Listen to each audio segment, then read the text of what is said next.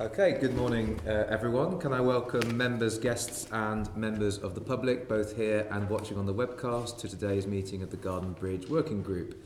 The main item of business today is a discussion on Transport for London's role in the Garden Bridge project. Members of the public may like to follow us on Twitter at London Assembly. And please make sure your electronic devices are switched to silent mode to avoid any unnecessary interruptions. Can I ask if you have any apologies for absence? Thank you, Chair. We've received no apologies for absence. Good.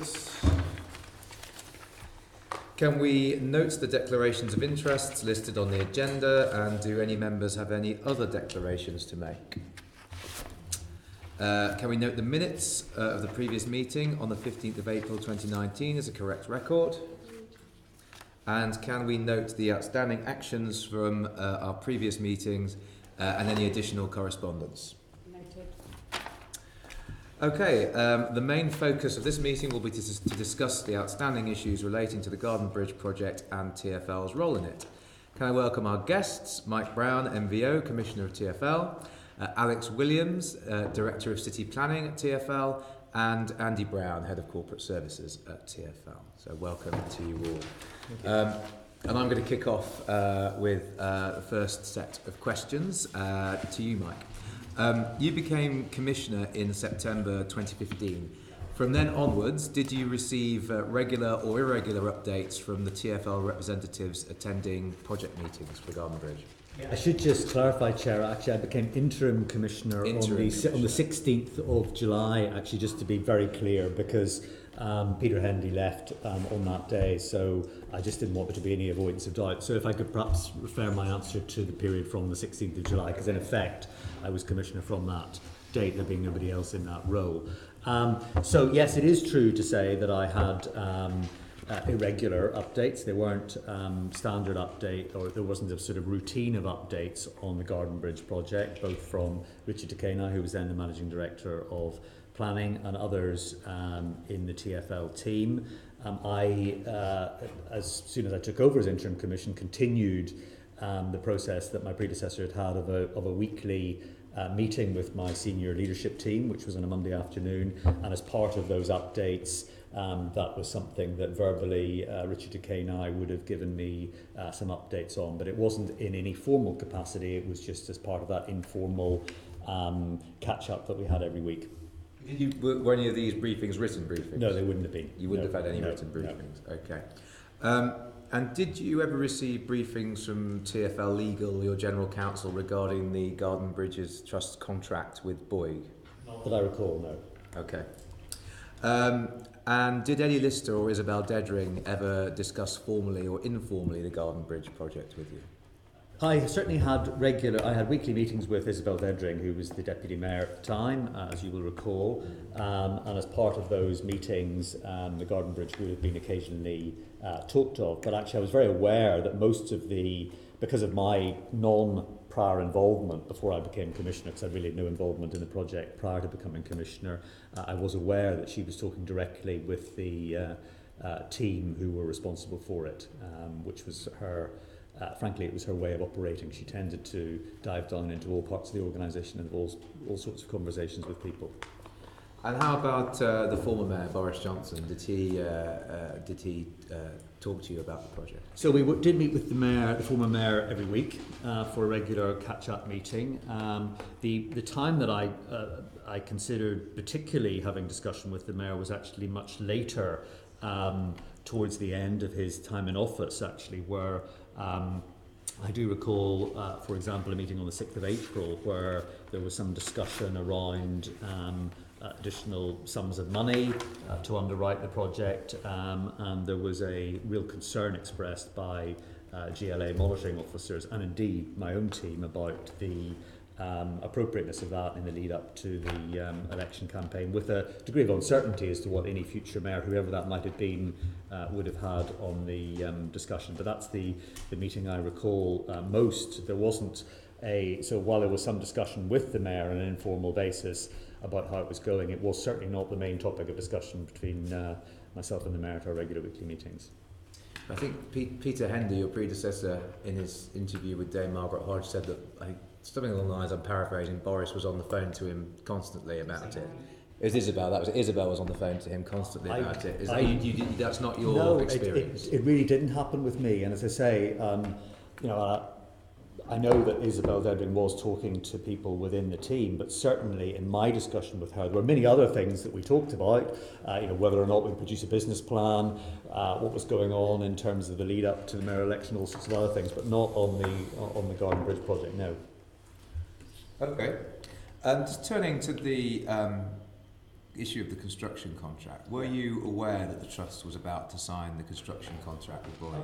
I wasn't aware that they were about to do so. I was aware that when they had done so, because that was one of the reasons that was communicated to me by the Managing Director of Planning as to why they felt that there was a confidence from the Trust of the project being able to go ahead.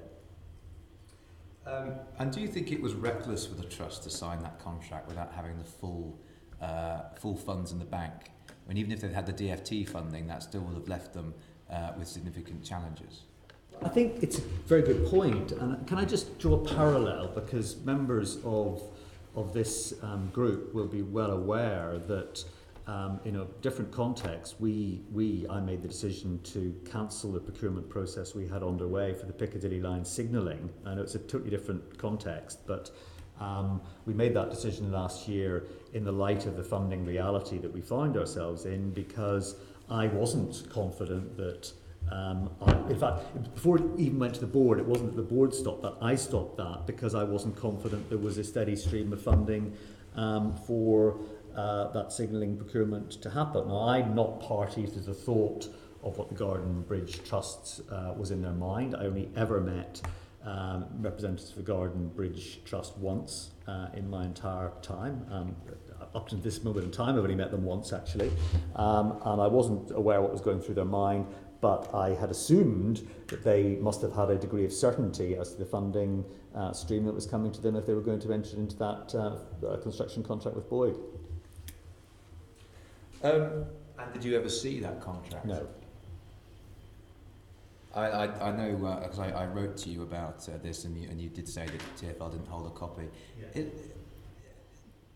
I find that a bit strange. I know that the Garden Bridge Trust is an arm's length, as it were, organisation, but I would have thought, given that this was a very significant milestone and that TfL were paying, quite a big amount of taxpayers' money over to them, that you would have wanted to have seen that contract. Well, it wasn't just, if I may, you continue the analogy, it wasn't just an arm's length contract, but an arm's severed contract. This was a contract that was beyond the reach of TfL in that regard, and therefore we didn't see the contract. We weren't party to it. It wasn't our signature that was on it or necessary to go on it. As far as I'm aware, it was a responsibility of the Garden Bridge Trust to sign that contract. And there was never, TfL didn't offer any legal advice regarding it, or any other form of advice to the Trust? Not as far as I'm aware. I mean, Andy may be able to help, but not as far as I'm aware, Chair, no. No, I talked a little bit about this at your last meeting.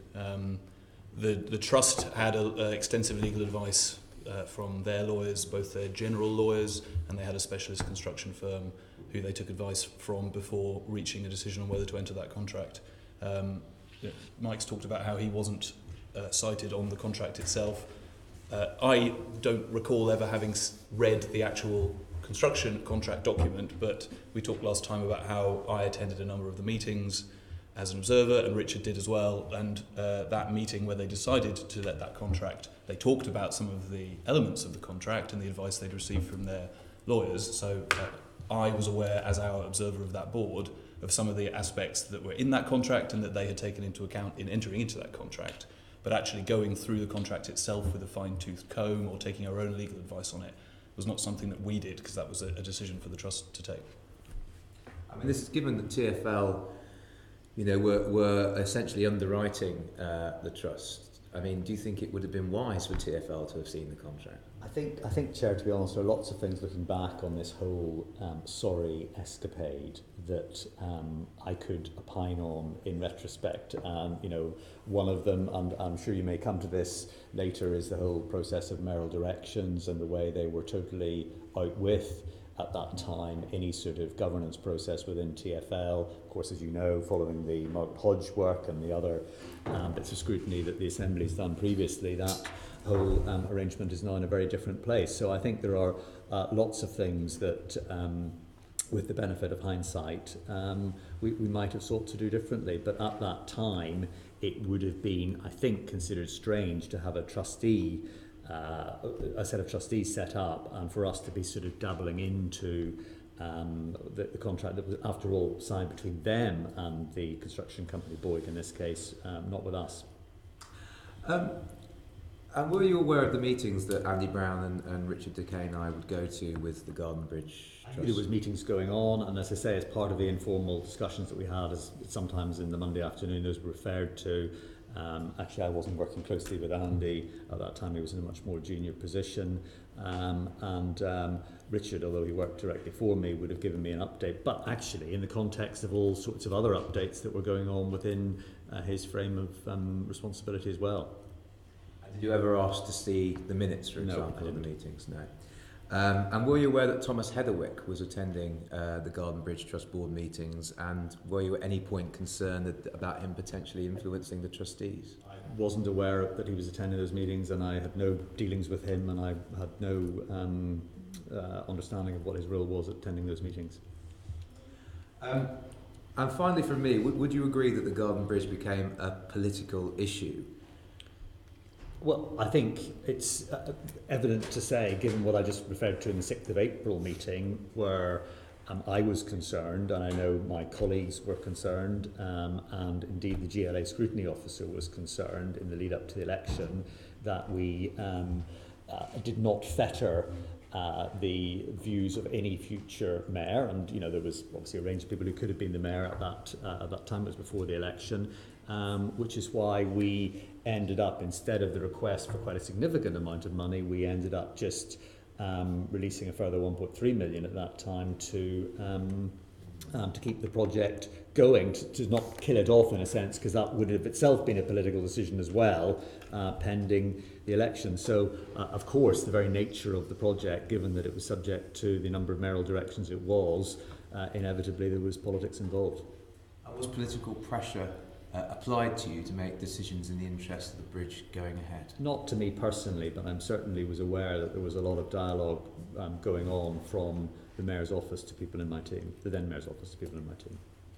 I mean, same question to you, Andy. Were you feeling political pressure? Not particularly. Mike's described how Isabel, the Deputy Mayor, and other members of the Mayor's office would speak to the project team. That was through Richard, so I've never had any conversations with them myself about it. My view of it was just that we were under a series of mayoral directions, so I wouldn't call that political pressure, I would call that political direction to deliver this project. It was then our job to put frameworks in place around how we did that. Sorry, can I just interrupt? Yeah, but so, yes, to put frameworks in around that, should not a framework be put around that for Plan B if you're getting or receiving information that says, there's a bit of a risk here. There's a risk here long term to TfL's finances because I'm underwriting this scheme. There's a real risk I might have to take over this project because I'm not sure about the people that are running it. So tell me, why were those frameworks that I've just described, there's obviously more technical ones that you put in, weren't put in place then? Where were the thought processes? We've received a lot of information and we're about to ask for more. Is it going to be in that bundle of papers where we're going to see some of that thinking of where you've put frameworks in about what if? What is the issue? What if X happens? What if Y happens? And of course, if a bridge gets built, you're all singing and dancing until you have to pick up and pay the costs. But, so tell us more about these frameworks. Well, we talked at the last of these meetings about the arrangements that we as TfL had in place to monitor what the trusts were doing, and particularly how they were using the money we had given them in line with, or not, but it was in line with the conditions in our funding agreement, and whether they were meeting conditions for further payment. So those are the frameworks we had in place to understand that the risks that the trusts were facing in delivery of the project and the plans that they had in place to overcome those risks. Okay, so are those frameworks, would you describe those frameworks as the bare minimum frameworks that you did, that you undertook with your colleagues? No, I think we had We had lots of rights of access to their information, including attending every one of their board meetings, but also meeting with them on a very regular basis. Since our last meeting, I've sent through some further information, which shows some of the information that the Trust was using to manage the project, which we had visibility of. So, no, I wouldn't say that at all. Yeah, and also some of that information you've provided us, you're attending a meeting on the 9th of December, despite you telling this committee that you thought the funding agreements were robust, you're highlighting to them that there are real... That you're talking to the board, it's your first meeting in attendance, you're talking to the trustees, and you're telling them that they're going to struggle to justify the conditions attached to release funds. So in your own mind, you've got some doubts here, and that's your first meeting. Now I go back to my original question. So in terms of the frameworks that you've described that you set out, why did you not do any additional frameworks in terms of protecting TfL or the public funders of the project, the public purse, in terms of that? Why did you choose to take the limited view of satisfying the frameworks that TfL needed? What was going through your mind at that particular time? Did you seek any advice from superiors to say, should I be preparing something else? Should I be doing something else? Or did you just decide that? I think I explained at the last meeting what I meant by... I don't think you've explained it clearly, that's why I'm asking. Well, I don't have anything more to say from what I said last time about what those comments in December meant, about why I was making clear to them in my first meeting as an observer of the Garden Bridge Trust Board that if they were going to request the next set of payments under the funding agreement, that they needed to make very clear how the conditions had been met, so that we could take into account everything that we knew and reach a view, inform Richard on what view he might reach. I was not having conversations about additional frameworks that could be put in place because we felt that the frameworks that had been put in place were satisfactory. We had a full view of the risks that the Trust were facing and the plans that they were putting in place to overcome them. So that was what we needed to have in place to understand whether they were meeting the conditions in the funding agreement and for us to fulfil our obligations under the mayoral directions that we were under. But the information you had before you were showing that the risks were increasing, not decreasing. You changed the funding agreements, my colleagues will deal with that, but as the progression, as from that meeting onwards that you're attending, the risks get higher for this group of trustees, not lesser. They don't sign up the land on the landing sites. They go out and procure the construction issues. Surely that sends an alarm bell in terms of you and to your colleagues that this is a bit of a risky project. Or don't you think it was a risky project? I don't agree with that description of what was happening to the risks. They were it was changing. less? They had a lot of risks on the project, as you would expect with any project of this sort of nature, but they were also closing out risks, overcoming obstacles, new ones would arise. That's typical in management of projects like this. But we didn't feel like the overall risk landscape was increasing to a point where we needed to be particularly nervous about it. Well, we'll be coming on to that shortly. I'd seen Assembly Member Whittle wanted to come in, and then I'll bring Captain to the vision. Yes, can I just clarify one thing? Sorry, Mike. When Chairman was asking you about whether you saw the contract, the construction contract, and you said no, did you ever request to see it? No. That's strange, isn't it? I mean, you said that there were many things, I think you called it this escapade, that you did differently. Presumably now you look back and think, actually, maybe we should have had a look at that contract. I think that's fair, yes. Okay. Yeah. Thank you. Actually, before I bring Assembly Member Pigeon in, had the Trust signed the construction contract and then TfL turned around to them and said, well, I'm sorry, you've not satisfied the conditions, we're not going to give you any more funding, what would then have happened? I'd be very hesitant on speculating on what they might have done, but I would assume that they would not then have been able to meet their liabilities having entered into that contract and would need to take a view on whether to wind up their activities because they were no longer a going concern.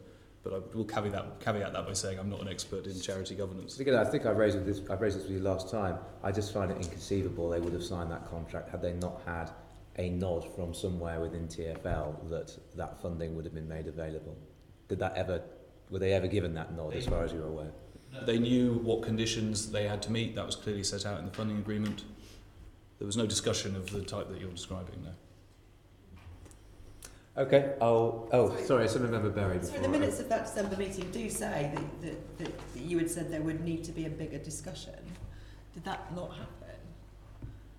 What I meant in that sentence as minuted is this was my first meeting attending as an observer of the Garden Bridge Trust Board. They were asking me some questions about how certain conditions might be interpreted and what they would need to do, all around the detail of that. And I was saying that I would need to go back and talk to people back at TfL. That's what that means. Yeah, but did that happen? And Well, yes, I was talking to Richard and others on a regular basis, and certainly after attending a board meeting to feedback on what had been discussed in the board meeting. So yeah, there were further discussions, and then that's reflected in what then happened and what was discussed at future Garden Bridge Trust board meetings. Okay, Assembly Member Pigeon now, and this is on the softening of condition. Yeah, I'm going to. I just want to pick a couple of bits. Sorry, Just listening to the discussion. I don't know whether Mike or Andy could answer this. You said that Isabel Dedring wasn't bothering you about this, Mike, but going directly, as she did on lots of issues. Who was she contacting? Was it just Richard DeCanai? Was it you, Andy? Were there other people? She wasn't contacting me.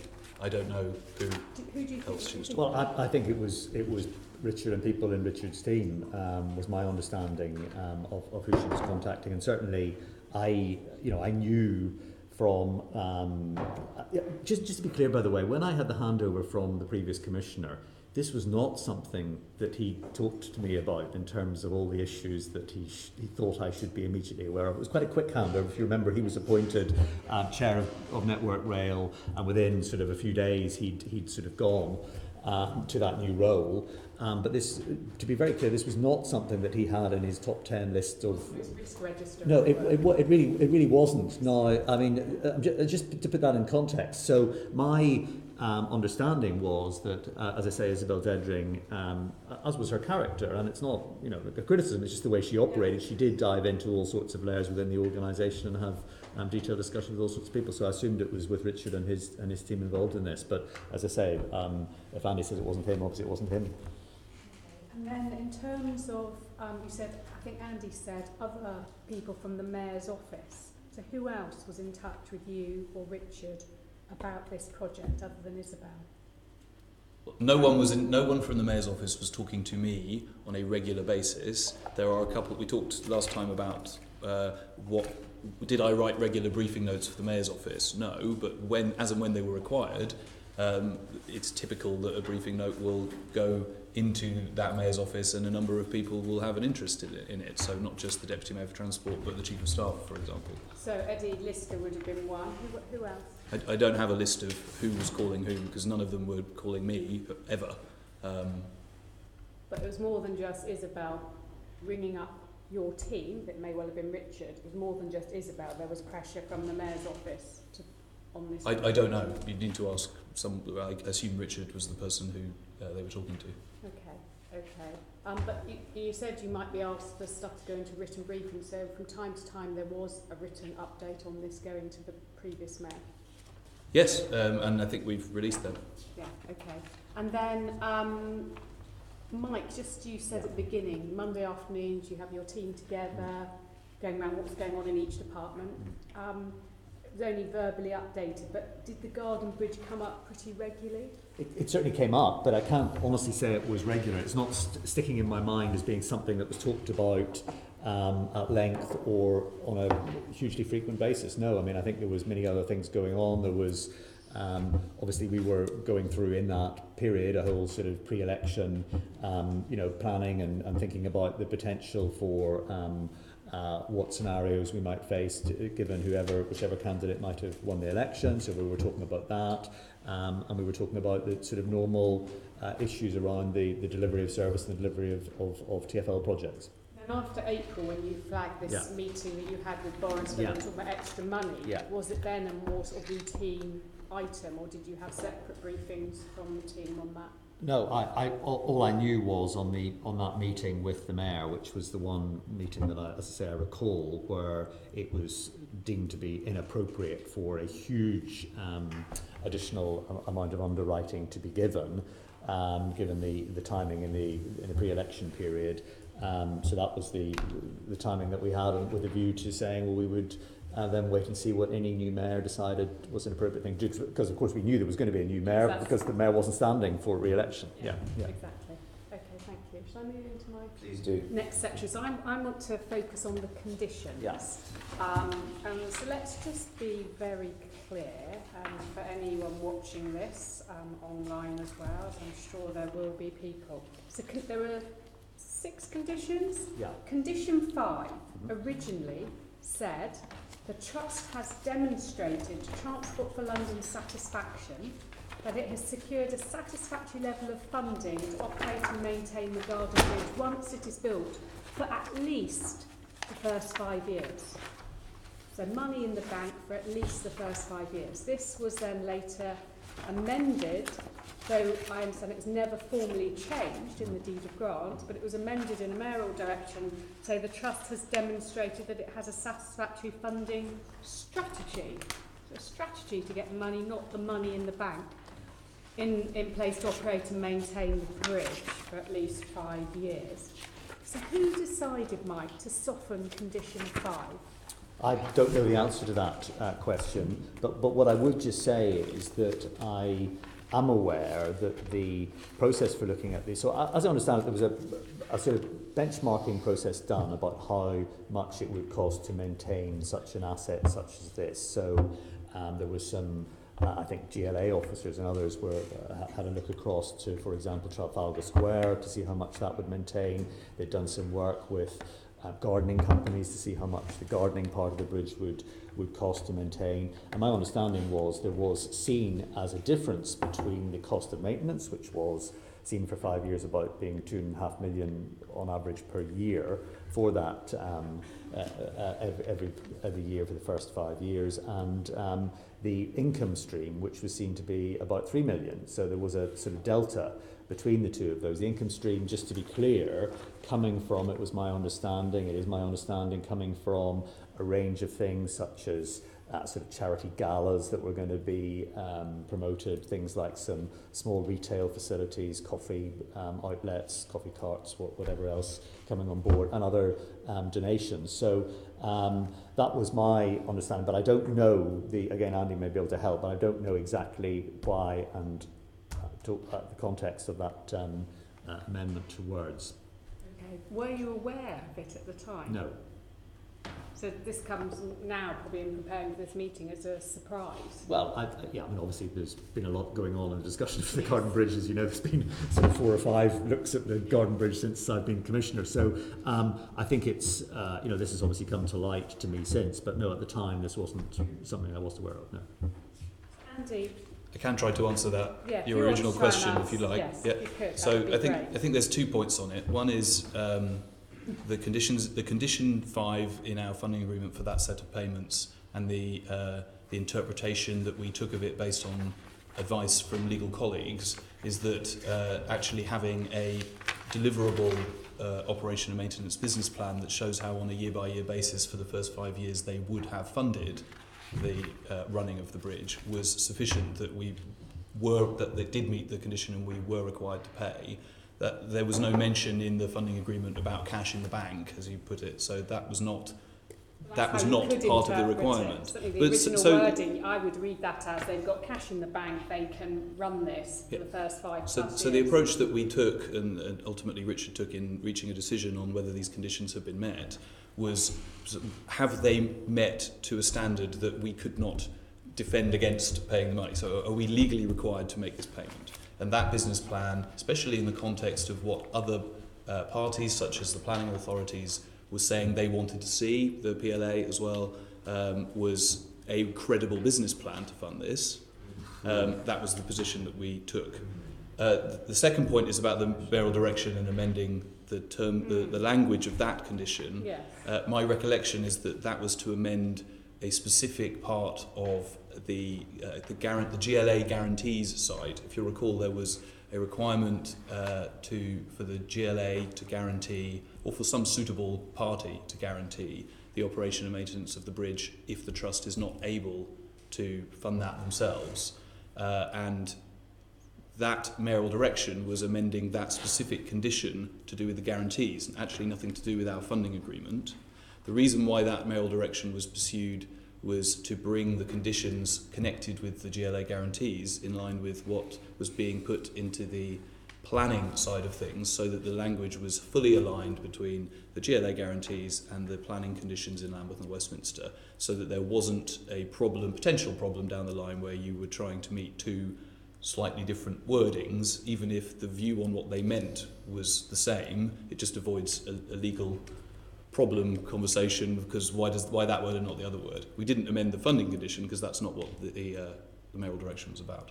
Okay, but if we focus on the changing of the wording, wasn't it actually Martin Clark, so Director of Resources here at City Hall, who couldn't execute the guarantee because he said that the conditions had not been met?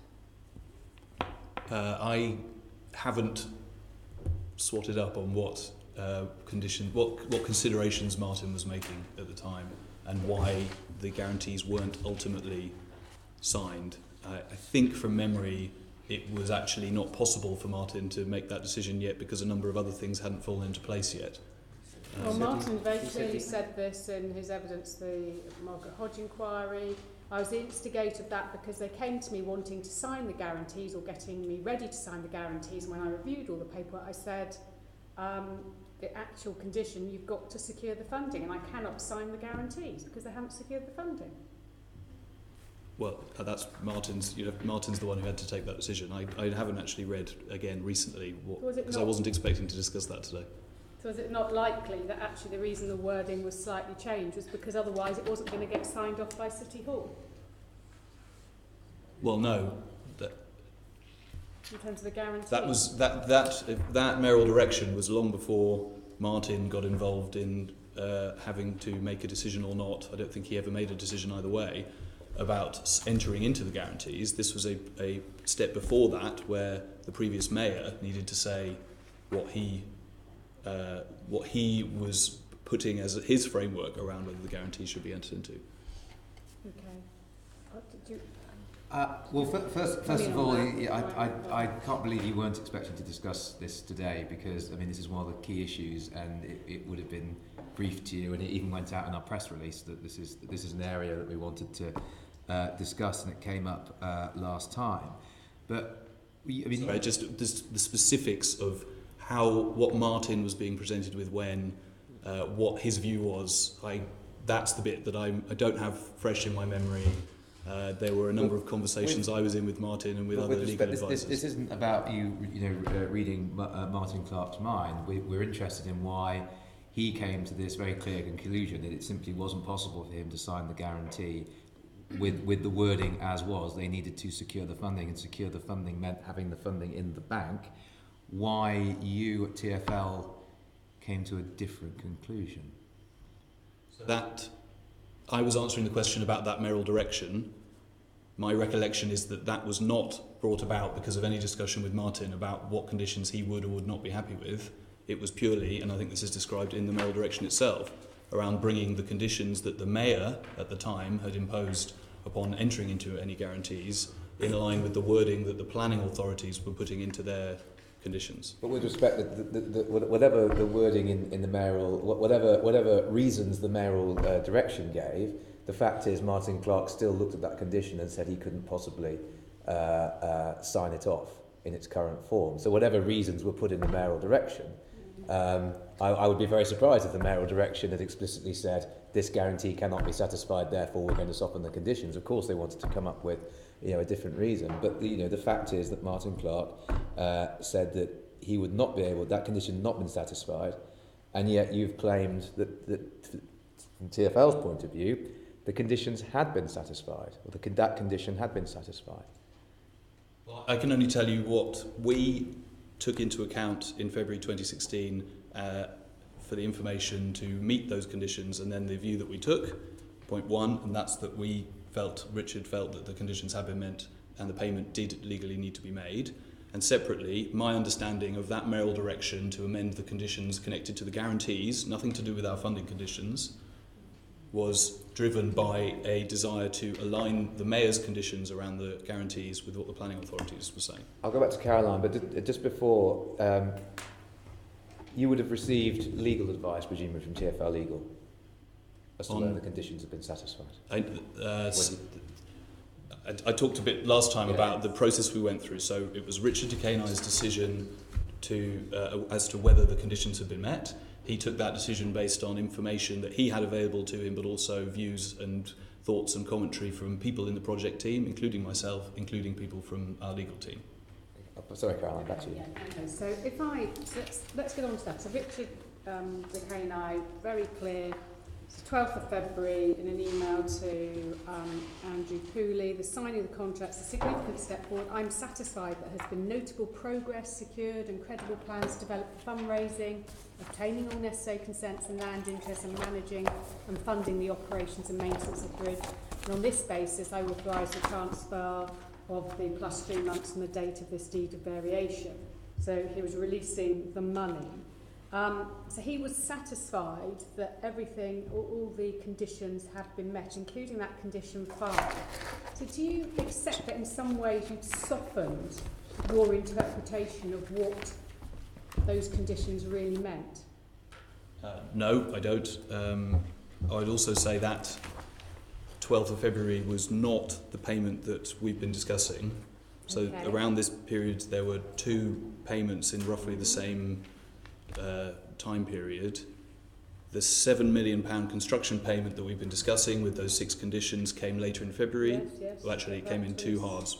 It was one decision that was then paid in 2 halves, one in February, one in March. If I can help, it was the 23rd of February was the first of those payments, 2.5 million, and then the 4.5 million on the 23rd of March. Thanks. Sorry, just to be clear with the dates. So the 12th of February, and that it says for plus 3 months from, you've got it in front of you, you quoted it, was a different payment under the funding agreement.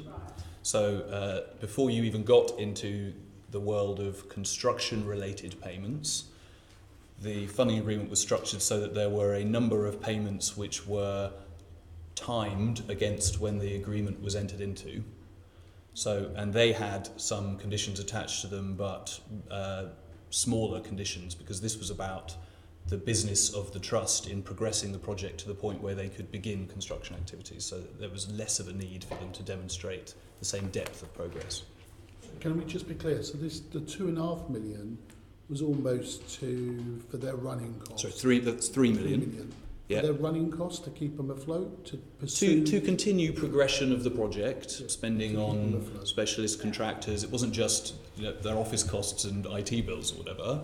Professional fees to people to progress the project to the point where they could begin construction work. And that included the work to let the construction contract and the legal advice around that, which was a very significant piece of work, big construction contract. Okay. So you've got this team of people led by Richard DeCaney, you're key part of it, Andy, and others in the team you consulted to release the funds, interpreting the conditions in the way that you did, because for many of us we would say you hadn't met 5, but also the condition 2, which is very clear in terms of having all the right consents and so on, and yet one of Westminster's pre-commencement conditions required that lifetime operational running costs and maintenance were guaranteed and underwritten by a suitable body, but this had not been signed off. So how can you say that had been met? Again, I talked about this a little bit last time. The condition is clear that they need to have secured or be able to secure all the necessary consents. So at this point, the Trust had planning permission in place from Westminster and Lambeth. They had discharged a very large number, I think actually all or almost all of the pre-commencement conditions in Westminster, and certainly very well progressed in Lambeth, and with a plan in place and dates agreed and agreements in place with Lambeth to progress the remaining conditions. They had discussions well advanced with the Port of London Authority, Riverworks licence almost completely drafted, Marine Management Organisation was well progressed, and they did ultimately secure a licence for that. So Queen Street? Well progressed discussions with Coin Street about the details of everything that they needed in place. There were still a number of things that needed to be finalised and signed up. The land, the specific land deal needed to be pushed over the line and signed, but they had made significant progress with all of those stakeholders and had plans in place to close out those final requirements. So on a condition that says has secured or is able to secure, they had a plan in place to do that, and that meant that the condition had been satisfied. You were nowhere near getting anything signed at all. Well, my recollection is that we were. Okay. Having sat in a number of the negotiations with them, yes. So virtually full time you were on this project by the sound of it. It was a large amount of my time, yes. But you're saying you were near getting a deal with Coin Street. They were well progressed. The discussions with Coin Street were well progressed, yes. Okay. So at this meeting that you had with all the different people, including legal, yourself and others, with Richard DeCanai to help him shape his thinking around this, you went through and felt you had evidence of each condition being met. Yes.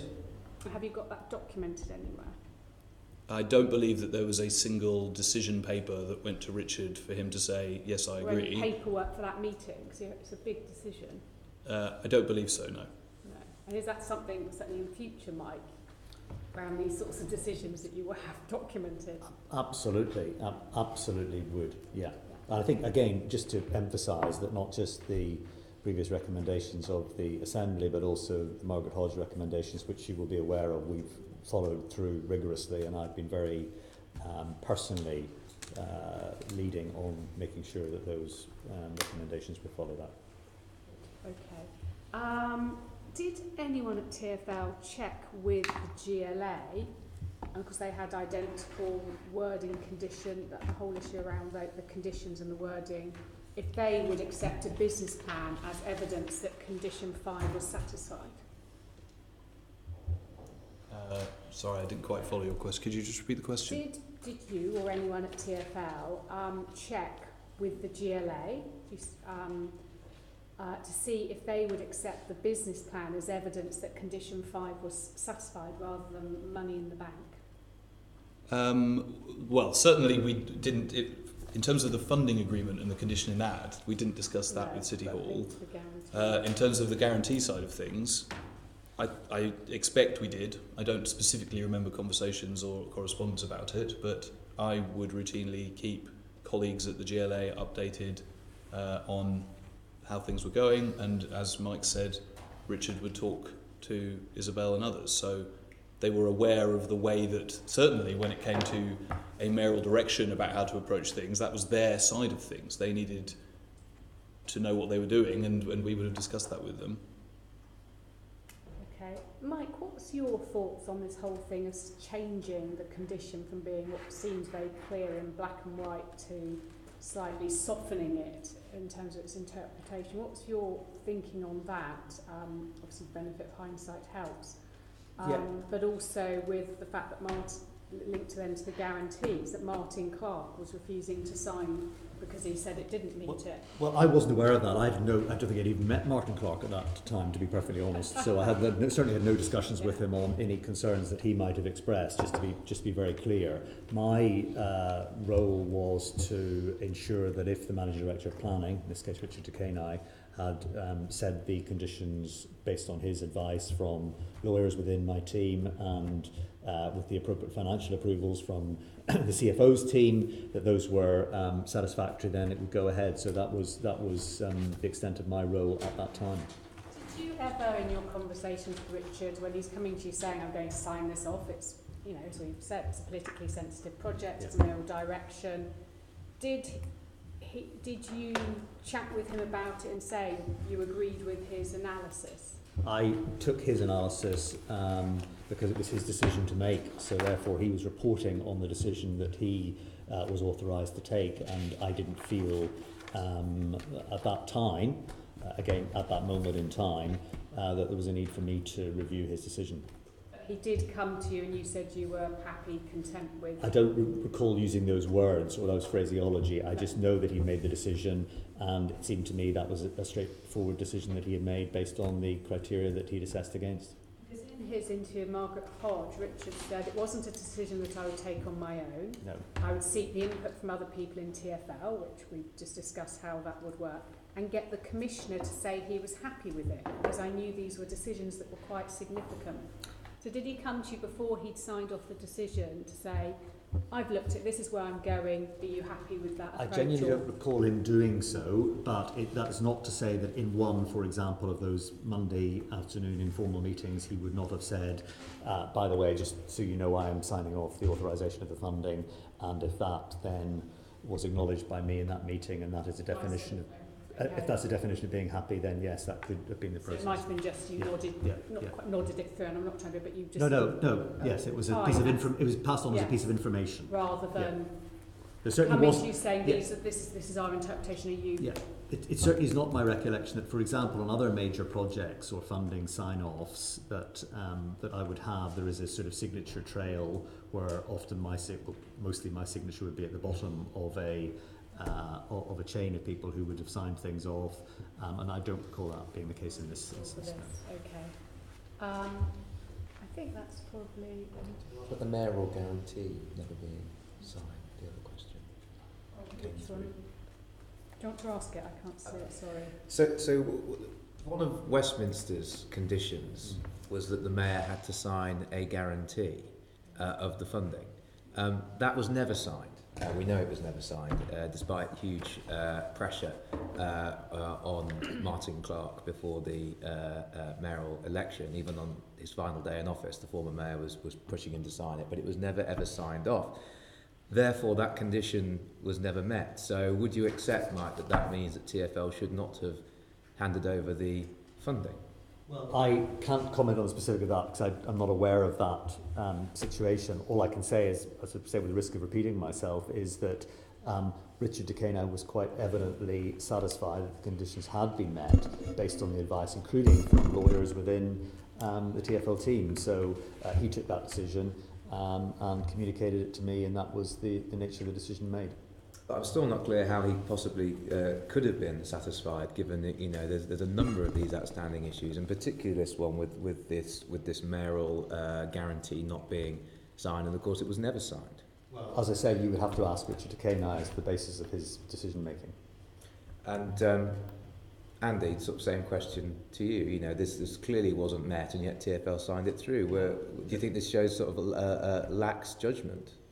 No, I think if you look at what the situation was at the time in February when Richard took the decision that the conditions had been sufficiently met for the payment to need to be made, they had one of the many things they needed to do in the set of consents and licenses and land agreements and all those things was to get those guarantees in place. What they had was a mayoral direction saying that the guarantees would be given subject to certain conditions, one of which was later amended to bring it in line with the drafting that the local authorities were using. So at that point in time, they had what you would reasonably expect them to have by then to secure that guarantee down the line. There'd been significant drafting work done on the guarantees, so things were progressing towards it. I think I'm right in saying that it actually would not have been possible for the guarantee to have been signed at that specific point, because they needed to be certain other documents in place. There was effectively one big legal signing ceremony that would have needed to have taken place to do with Section 106 agreements and other things that were all tied together, as you would expect in a complicated legal document framework at this point. I'm not sure about that. Given the previous mayor was basically hounding the executive director of resources to get this signed, and I think quite wisely Martin Clark decided it perhaps should wait until after the mayoral election had taken place. Just to be clear, what the previous mayor did on, I can't remember if it was the last day before he left office or the letter that he sent, was to say that he was satisfied because one of the conditions he had put in his mayoral direction was that he, the mayor, needed to be satisfied. That then meant that it was Martin's decision what then to do about it, and for him whether to enter into those guarantees. The previous mayor said, before I leave office I am happy. That was all he did then. I can't comment, I don't know, on whether more pressure was then being applied behind the scenes to Martin or others. At the time, just say it was very clear about the signing of that guarantee, because A few of us were at all these debates, and I regularly said I would stop the Garden Bridge because I would not guarantee, I would not underwrite the cost, therefore it couldn't go ahead because the conditions couldn't be met. Yes. And so it was kind of out there and known that without that guarantee it couldn't go ahead. And you say, again, it comes down to, or is able to secure. With a mayoral election coming up, and as Caroline points out, and a number of the candidates making quite clear that they wouldn't sign the guarantee. Surely TfL should have waited until at least after the mayoral election before authorising any further funding. I didn't take that decision. I guess perhaps the language is too loose, and saying or is able to secure just gave a massive loophole in order for TfL to be able to sign off in almost any situation. But given you've got all these red lights, all these risks, you've not got the land, you've not got the guarantee, all the conditions haven't been met. And with regards to the land, our understanding, and I think this is in the minutes, is that negotiations with Coin Street weren't progressing particularly well. So I don't understand. We talked about that at the last meeting. Yeah. Those minutes are a representation of what the Trust discussed in those meetings. In addition to that, I was part of other discussions with Coin Street. There were then discussions with Coin Street I wasn't part of. My understanding of things from the conversations I was in was that there were obstacles that still needed to be overcome, but that progress was being made and it was achievable. Of course there were risks, there were always risks that need to be managed, but that there was a credible path to achieving that deal. Senator Berry. Yeah, and just conceptually, I don't understand this concept of why your funding sign-off agreement, the guarantee agreement, needed to be softened to match the Section 106 agreements, because that's, there's the question of whether or not it was because Martin Clark was standing out against signing them, but there's also the rationale that's been given, which is that it matched the Section 106, the planning agreements, the planning conditions that were put on. So as I understand it, Westminster and Lambeth were saying essentially they needed to have operations and maintenance business plans in place to make sure that the thing built on their land was not going to turn into an eyesore, presumably. And in addition to that, they wanted the mayoral guarantees in place. Both of those things were required. And then the mayoral guarantees condition was sort of softened to say a business plan will do, as opposed to we want to see secure funding in place. But there's no rationale for doing that when we're saying we're committing ourselves to £3.5 million a year forever. Here, that's a funding decision. That's a much more serious decision than a planning condition to reassure planners that a building is going to be like a new construction is going to be maintained. So I don't see that. What's the reasoning for changing that condition down to match a planning decision when a funding decision is more serious? If that makes sense. Well, I didn't write that mayoral direction, and it was a decision taken by the previous mayor. So I can only go on what the direction said. That's what I understood to be the reason for that direction, which was to bring that condition about the mayor's guarantee of the maintenance in line with what the planning authorities were asking. But you agree that they're conditions about quite different things, and a long-term financial commitment is different to a planning decision. Yes. And I just want to go back to this point about the deed of grant, because you said, okay, well, this variation was to bring it into line with Lambeth. But then the deed of grant was out of step with that. Why did you never vary the deed of grant to bring it into line with this mayoral decision? I don't know the answer to that. Do you think it should have been varied? Because the bar has clearly been lowered. I know that at that point there wasn't a potential payment coming up, because that decision that we've been discussing about the 7 million was in February, and this amendment was later, as the planning authority, the work with the planning authorities to agree what the text of their agreements developed further. So it wasn't like we approached the decision in February knowing that the situation was different to do with the guarantees. That came later, I think. I think I'm right in saying that. We've got a quote here, and I'm now trying to find it, from Richard Decaney it's in the Garden Bridge Trust board meeting, at which he hints. Have you found he hints in the board meeting that the conditions might be softened, but I can't find it. I'll bring in Assembly Member Duval now because he's got the next set of questions, just and to then tidy this up in terms of the two tranches at that period of time. What's just in my own mind and the narrative you've described to me of what needed to come together.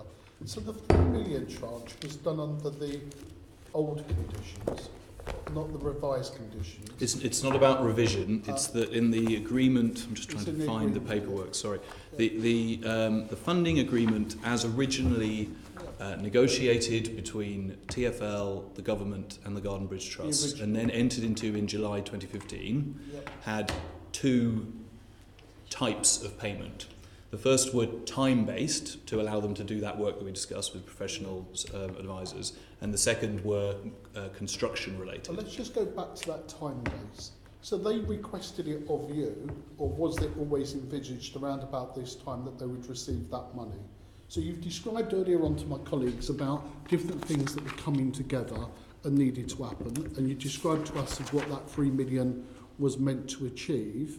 What I'm trying to understand is, was it you saying, oh, you need this 3 million, or was it the trust saying, I'd like to have this 3 million? Who asked who in these? It was always the case that the Garden Bridge Trust needed to request payment and demonstrate how they'd met the conditions. That's right. It was just that the conditions for the time-based ones were different to the conditions for the construction. So why at this particular time then was that 3 million needed then? So, sorry, not needed.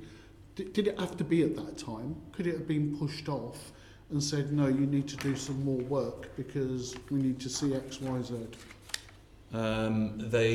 It's a similar description to the construction payment in that they had conditions they needed to meet, one of which was a certain amount of time has elapsed, but there were other ones as well, and that some of them are hinted at in the email that Assembly Member Pidgeon quoted from Richard to our Treasury team saying, conditions met, please make the payment. The difference is just that the set of conditions was different to the construction conditions and required a less onerous set of evidence because it was about making progress with the work to get to the point where they could let the construction contract. Okay, and it's fair to say that 3 million was required before the 7 million could ever be agreed, regardless of what conditions had been met on the construction side. I think it was envisaged in the construction of the funding agreement that the 3 million would come before the construction ones, just because of what we expected, the amount of time it would take them to do the work to get to the point where they could let the construction contract and move into that type of payment.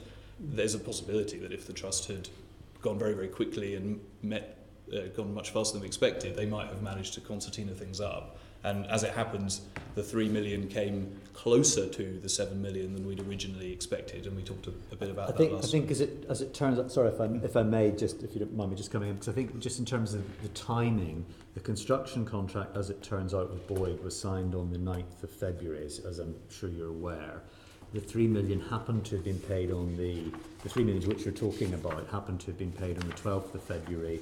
But I think, as Andy is saying, that was not related to the construction bit. It was then the subsequent 7 million in two tranches that was related to the construction conditions being assessed to have been met by the MD of Planning at the time. Mm-hmm. Just to try and help with the time. That helps. Okay, so Mike, if we can come back to you, some of this you've alluded to before, but in terms of the information you received between, if you can recall, between January 2016 and the 9th of February 2016 then, that allowed to make the available the 7 million. So we'll concentrate on the construction bit at this moment in time.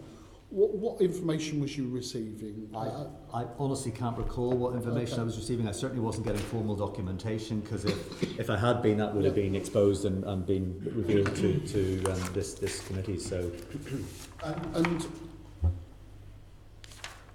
so in that sense, that you didn't really play a part in confirming the conditions of funding played by the Garden Bridge Trust. I think you referred earlier on that if you had, you took the analysis of Richard DeCanine. That's correct.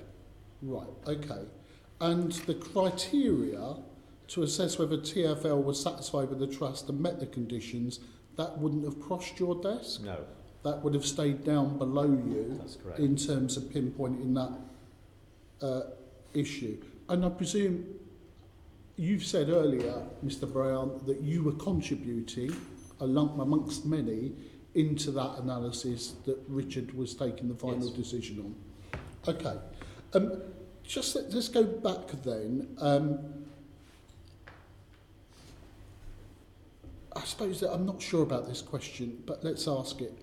Did you think the conditions, this is for you, Mike, a funding agreement, we can do a before or after, with hindsight's great or whatever, the funding agreement was robust enough? And if so, do you believe they were robustly enforced?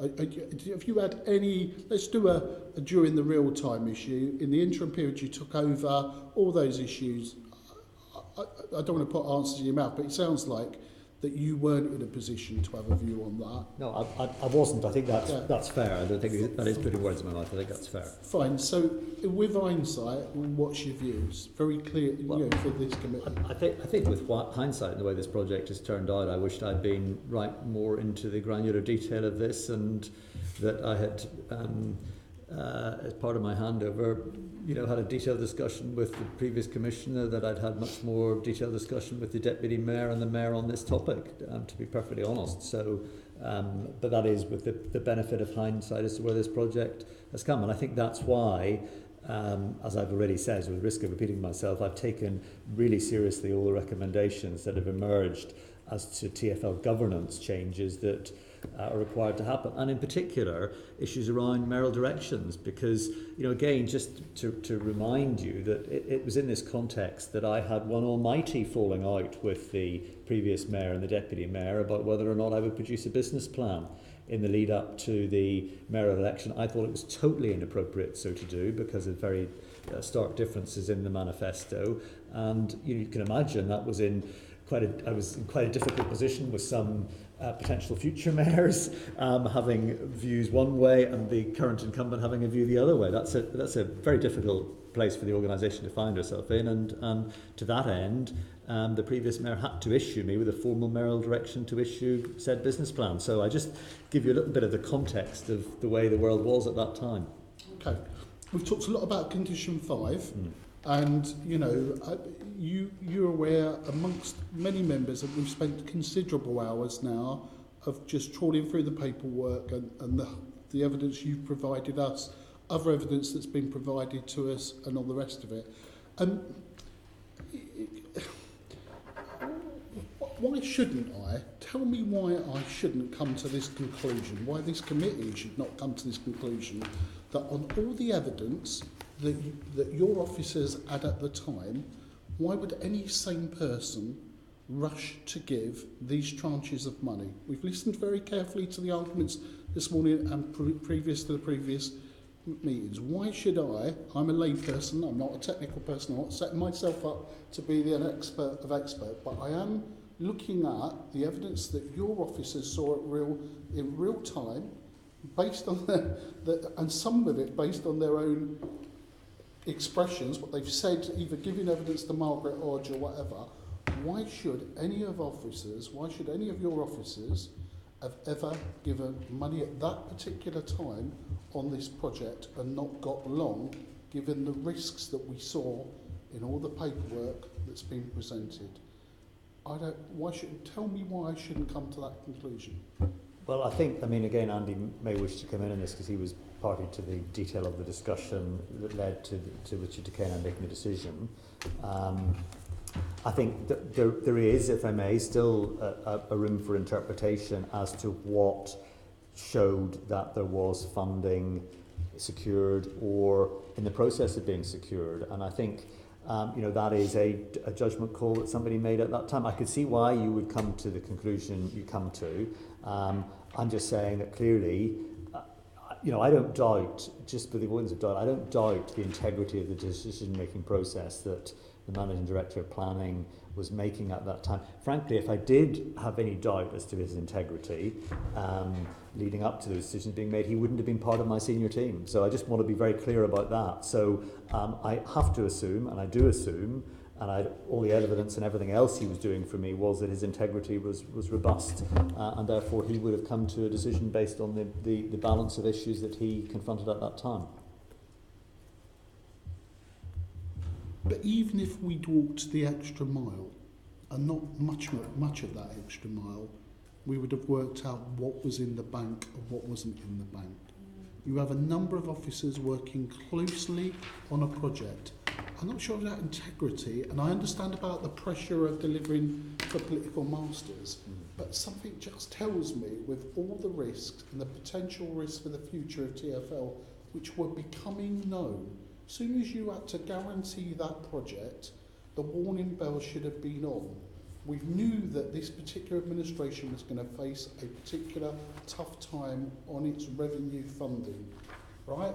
I am on record asking, telling the mayor, if it's a question of him defending the Garden Bridge versus bus cuts, I'll be supporting cutting the Garden Bridge revenue funding. So, why did your officers not then, to my earlier question, develop that framework just to think about what the implications was? Was the political imperative so much that we potentially put at risk TfL finances in the future on one description or not, when the option was to go long, when actually if they got their act together and secured the landing site, got the money in the bank and got it, this project may still go ahead. No one could say that. Why was the pressure on? There was a new mayoral administration. This mayor was committed to the project. There was nothing that says he put it in jeopardy at that time. Nothing that was said that would put it in jeopardy at that time. So the question is, I don't understand about, it's not integrity of the officers, but it's the officers' thought processes about delivering a large project, albeit in a slightly different one that they've ever handled before. I think the way you express it is very clear and coherent, and as I say, I could only tell you what I was informed of, that the conditions had been deemed to have been met by the Managing Director of Planning at that time, which was why the funding was released. Okay, I'm just looking down. I think you've answered some of my questions, so I'm just looking at... all right, I've dealt with that.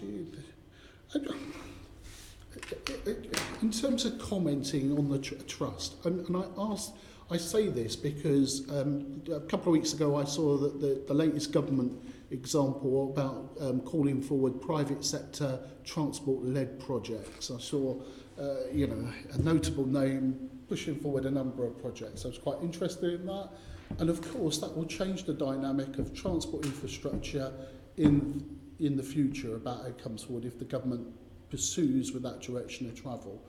Do you not think the Trust Board, in terms of the evidence you've seen and now seen with hindsight, was if not a bit naive in their risk assessment and financial planning?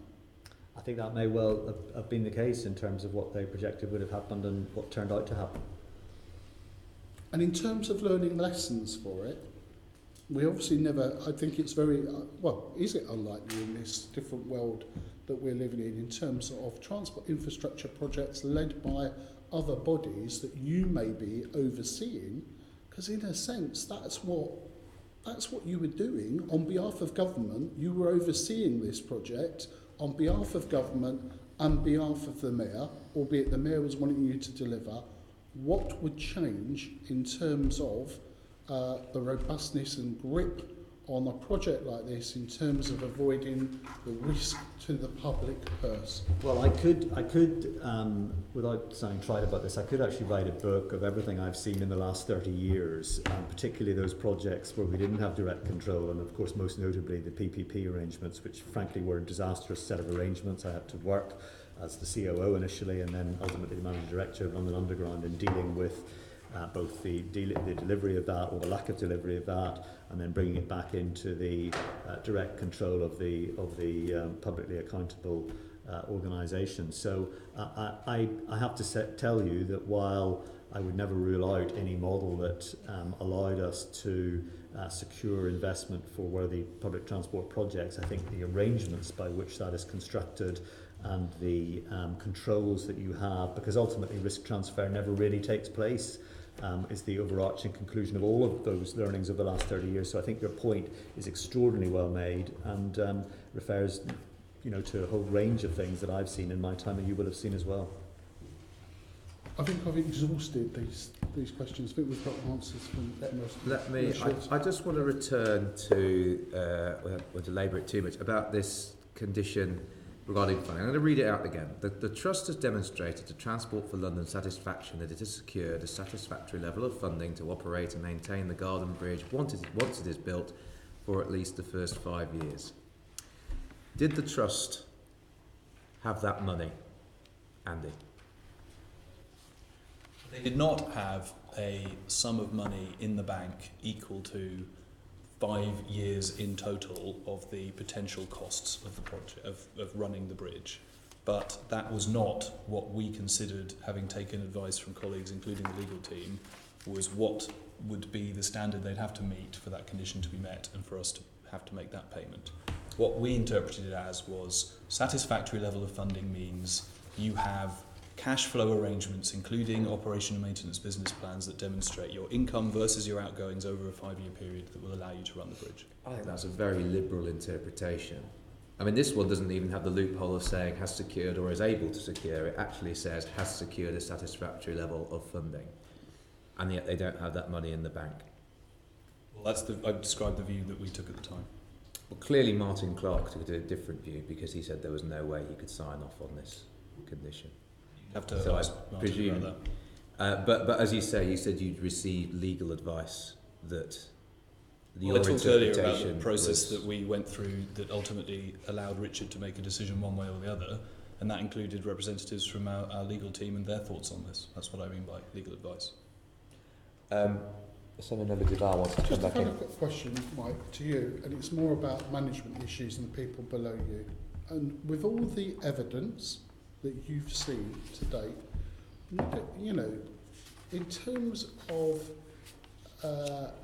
and the changes that TfL have made, I recognise you've made some changes in terms of some of the reporting lines and some of the work of your subcommittees over projects like this. Would you have called in various people that were responsible and bollocked them? I can't think of anything stronger than that around that. I could go a lot harder in terms of thinking of other processes that I might have done. Do you know what I mean? In that sense, what is in terms of your stance on that? Which in terms of that, how strong do you feel? Albeit, we work in a political environment. I've seen all this evidence that officers have put up and why they thought they should do it. Do you know what I mean? In that sense, and what the need was. Where are you in that position? I think I would. My style would never be leap straight into a bollocking process, to use your term, if I may. But certainly it is true that given where this project has ended up, I would want as indeed the various reviews have helped do, a very granular trawl through all the issues that led us to the position we find ourselves in. And I think that is, on the basis of that, involving appropriate learning going forward. And I want to talk to all the people in the teams that were involved at every level of that decision-making process, of course, yes. Okay, the next set of questions is actually for Alex, who's been sat very patiently, and his from Assembly Member Berry. Thank you. Hi, Alex. So you took over the job of Director of Planning from Richard Kane. Can you remind us when that was? I took over, he left at the end of April 2016 and I took over early May 2016. And in terms of the interaction on this project, I kind of took over formal responsibility as the lead for that in May. But in the April period, I started to attend a few meetings with Richard and the Trust at the TfL offices. So you went to the meetings as well as Richard? Not the board meetings. I've never been to a Garden Bridge board meeting, but it was there would be a kind of working group meeting at Windsor House at TfL offices, probably every 2 weeks, I think it was. So I went to a couple of those just to kind of get myself up to speed with what was happening on the project, and that and those meetings tended to be focused on we had a kind of consents register, which was just mapping out all of the consents and about how they were kind of going through each of those and progressing those. And I think it became quite clear that there was a lot of good progress on the consents, but the one that they were struggling on was Coin Street, and I got involved in Coin Street with the Trust and the GLA in May and June, I think it was. Okay, that's it. So this is a separate sort of subgroup appointed by the board to work on planning particularly. Would it be helpful if I just said the meetings I talked about the last meeting here? I said sort of roughly 2 or 3 times a week, of which one of them was the meeting where previously Richard and I, and then Alex and I would ask them to come in. I think that's the meeting that Alex is talking about. So this is not in addition to what we talked about before. This is one of those meetings. Yeah, no, I'm trying to establish its relation to the board. So that's about once a week you would meet and get updates Typically, on the planning. Once a week. Well, Sorry, yeah, 2 weeks. I yeah. can't remember the exact frequency. It was once a week, every 2 weeks. Okay. I mean, Richard used to go to the board meetings quite regularly. It appears in the minutes quite a lot. But you weren't invited to them after you took No, Andy was there as an observer. Right. And would feed back to me on the issues raised there. Okay, fair enough. I'm interested why Richard wasn't replaced as soon as he got his new job on these boards as well as in his job, really. Shouldn't he have gone on to gardening leave and you took over much sooner than that? That's why I was asking really when you took over, whether that was there was a wall put and you took over earlier than you officially took over. That was never discussed. I mean, he announced he was leaving in January, I think it was, and in April I was kind of confirmed as the interim, and I took over that role as the interim formally in May. But in terms of him handing over this project earlier, we didn't discuss that. No, he still attended the board meeting in February and received congratulations on his new job, which seems the weirdest thing to me. But that's not your.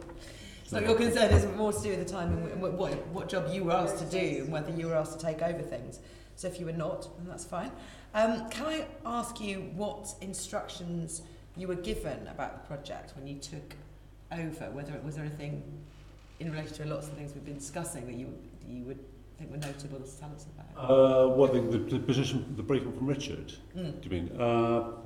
I think he kind of talked around the whole kind of context, really, the political context, the funding context and the consents risk, really. And I think I was well aware of the kind of political context of coming to the end of the previous mayor's administration and the way that the deputy mayor and the mayoral team worked. I'd worked very closely with them, not on this project, but on other projects. So I understood that. On funding, I think I was concerned that I had assumed all the money was in the bank in terms of that, and it was revealing to realise that it wasn't all there. This is in terms of the operational costs? No, the capital costs. The capital costs. Yes. I mean, they've done a great job in terms of I think it was circa 70 million they raised. It was very impressive to do that in a short space of time. But then, as is always the way with this kind of thing, they might be raising a lot of money, but then when you delve into the detail of the cost of construction, there was a discussion I had with them about the gap and how big that gap was and what we could do to push that down. So as a political context, funding context and consents, those are the 3 things. And I, to be perfectly honest, the area I thought I could help with most on, which was consents. Were you aware of the importance of the mayoral guarantees to achieving the planning consents? And were you briefed on that? Not before it happened, no. We didn't get into that level of detail. Surely that was the big outstanding thing, wasn't it? That was left was to get those planning consents through. The mayoral guarantees needed to be signed. Yes, and also a credible business plan. So that was discussed. It wasn't the dominant issue. The dominant issue was the kind of scale of the kind of funding that they got, but also the gap in terms of the capital costs rather than the operating costs. I mean, I did see the summary of the business plan, which talked about their ways of trying to raise revenue to cover the operating costs, which was a document I think they were sharing with Lambeth. So they were separately trying to get that guarantee together themselves to do without the operating business plan. That's all. There were versions of that that was being developed in response to concerns from Lambeth. Was that ever published? Do we know? Yes. So there's a version of it on our website right now. We we talked last time about the different reviews of that business plan, Right, okay. and that I think the point Alex is talking about is that later in the 2016 year, Lambeth were commissioning their own consultant review of it. That was to form their own view on whether they felt it was credible or not. But sort of at multiple points, different people were taking a view on their business plan for the operation and maintenance. I mean, it might have been helpful to take a view on the business plan before the funding was released, of course. Well, we did take a view, Yeah. our view on the business plan before, as part of the conditions in I mean, February. we did discuss this last time, and you would, I think when you were with Mike in your evidence, Dame Margaret Hodge said, "Oh well, Lambeth will be commissioning an expert review," which suggested that TfL hadn't done the due diligence on this. If you were waiting for Lambeth to come up with an expert review rather than your own assessment. No, so they needed to satisfy their processes to do with the planning conditions. That was happening late in the 2016 calendar year. Totally separately, early in the 2016 calendar year, we had this request to us and whether or not the 6 conditions had been met. So we formed our view then. All I was saying to Dame Margaret was they're about to commission another review. I will be interested to see what that says, because I'll always be interested to see what a new review has to say about something. So, sorry to interrupt you, Assembly Member Ray. It just seems that at every stage, every other organisation involved with this was giving far more scrutiny and doing far more due diligence. The Department for Transport was much more reluctant to hand over the cash.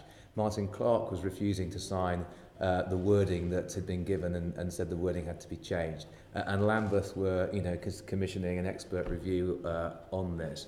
And yet TfL, of course, was the overseer and supposed to be the custodian of public money. So why were all these other organisations doing far more scrutiny and far more due diligence than Transport for London? I don't think that's fair. I think we were the most involved in scrutinising this project of any organisation. No one else had 2 or 3 times a week meetings with them, attended their board meetings, saw all sorts of information that they had about delivery of the project. But of course you were acting as cheerleaders as well as the overseer, in a sense, because you were trying to drive this project forward at the same time as you were meant to be custodians of taxpayers' money and making sure that the trust was satisfying conditions. I described last time the dual role we had, doing what we could to support delivery of the project because that was what we'd been directed to do, and at the same time managing our financial involvement in it. I feel that we did that satisfactorily. Assembly Member Berry. Sorry, yes, going back to Alex. You told us about the handover. Can you describe the responsibilities that you have in relation to projects like the Garden Bridge in your job? Around the time that I took over the job, it was quite a significant project, as you can imagine, because it was, and it did take quite a bit of my time. So often with these kind of, and that was mainly, as I said earlier, it was about trying to get into under the skin of the consent issues and seeing how we could move those forward. So that was the kind of dominant issue in my time, when it was most intense, for probably about 3 months after the mayoral election. After that, there was clearly kind of more and more uncertainty about whether the scheme was progressing, and my time and involvement became less. So just in terms of the funding that you talked about before, you have a responsibility in terms of managing the public finances there. You said you were keeping an eye on the gap, and this grows during the time that you were... Yeah, and I signed off some letters in terms of the underwriting, and also the one we've done recently, which was the kind of final payment. So that, yeah, I would sign, I make the recommendation to Mike in terms of signing those off.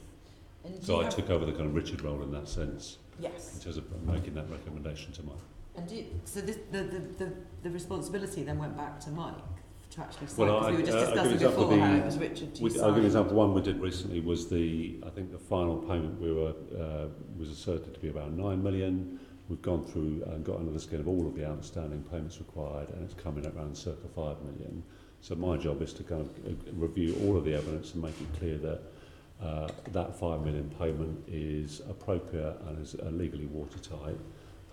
And then a note was written to Mike to explain why we should be paying that. But who actually signs it off now? I think it was Mike actually. Yeah, those recent payments are a bit different from the funding agreement stuff through the course of the project. Yeah. That was Mike signed those off on recommendation from recommendation. Alex.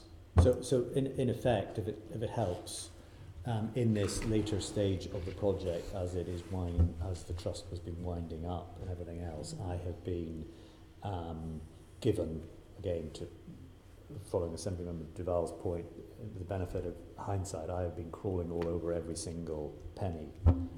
Now you may say, well, after a horse is bolted, but actually the reality is that I have been absolutely pushing very hard to make sure that what Alex has said to me and advice from him or the legal team is strictly necessary, of course. And then there was at least one payment made under the regular payments. Is that right? Since you took over.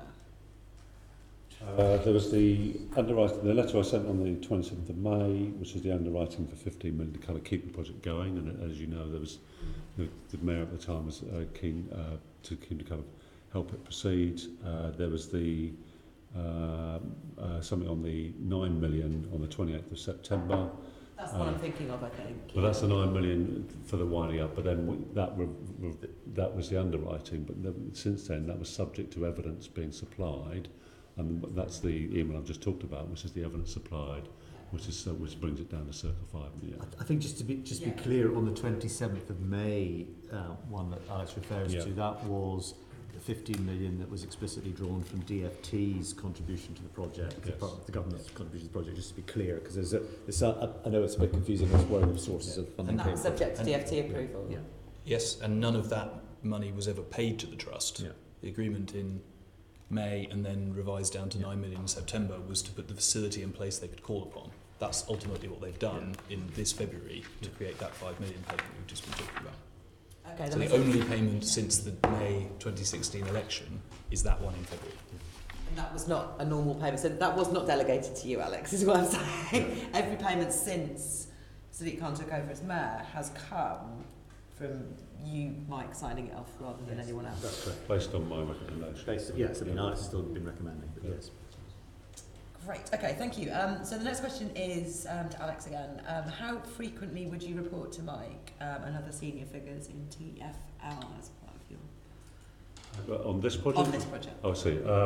I meet with Mike every Monday afternoon, and there's also a kind of probably 3 meetings a month, the executive, a wider discussion. But on this project, if there are issues of relevance since I took over the job from Richard, I would raise it at the weekly meeting. And then also, as Mike said, he would want to see kind of written documentation as to why any funds should be released and the evidence base to go with that. To be perfectly honest, it was very rare for me to raise it in the Monday meeting because it was, well, I suppose early on in the new administration it probably was raised quite a bit, particularly in relation to the impasse of Coin Street. But I think as it's gone on, it's been raised hardly at all. Okay, and so given that we've seen a lot of failures in the policies and processes that in the course of our investigation, have you put in, and what have they been, changes to processes and sign-offs and things like that?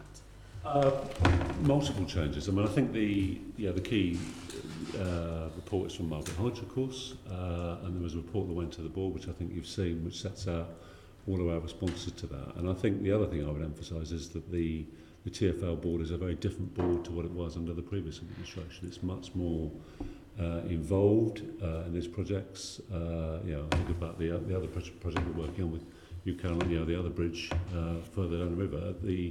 That's gone to the board multiple times now already, but and at every stage, formally and informally, and it is profoundly different now. That level of scrutiny on that project compared to the Garden Bridge, where there was not as much involvement as probably should have been. The other side of it is training, commercial training for all of the staff, and Mike insisted that every senior manager had kind of signed to say that they'd done that training. And I think generally there's just far more scrutiny of these kind of decisions, particularly for a project of this kind of nature. Luckily there aren't now, but I think you would expect far more scrutiny. With regards to this issue of the board, Mike, and this deferred payment of 10 million in February 2017, there was a board meeting, TfL board meeting on the 8th of February, and this 10 million deferred payment was referred to in the finance report. But your own update, which is 45 pages long, doesn't make a single mention of it and doesn't refer to the Garden Bridge at all, despite the fact it informs the board that the top-selling toys at the London Transport Museum were the wooden City of London and Elizabeth Line train set. But, this 10 million payment to an organisation which is filed a disastrous set of accounts, it may not even be a going concern, is obviously politically very much a hot potato, doesn't feature at all. Why was that not included? Well, I can't comment as to why I didn't specifically feature it at that time. The only thing I would say to you is that it was getting a full level of attention, as Alex says, from the board and from the committees of the board. So in particular, the Programme Investment Committee, the Finance Committee, which are constructed in a totally different way from they were under the previous administration. So in terms of the level of scrutiny, and I'll also, by the way, I attend both of those committees, whereas in the previous regime, it was not customary for the Commissioner to attend what was a combined finance and policy committee, which looked at projects as well as finance. So I attend all of those committees, unless I have to be on leave or whatever, as well as the main board itself. So I can't comment on why it wasn't covered specifically verbally on the report, other than to say there is a huge range of things that of course I do report on every time, and obviously I've had some feedback from others in this room previously on what I do report on and what I don't report on. I mean, it's not, I could talk for the board meeting already. The last one I think was some 4.5 hours. This is a long detailed board meeting, longer than they ever have been in the history of the organisation, so I could include everything.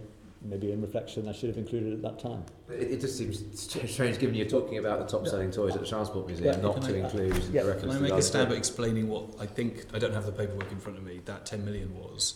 Did you say February 2017? Yes. So, as we just discussed in the conversation with Assembly Member Berry, there were no payments made to the Trust after the May 2016 election until quite recently.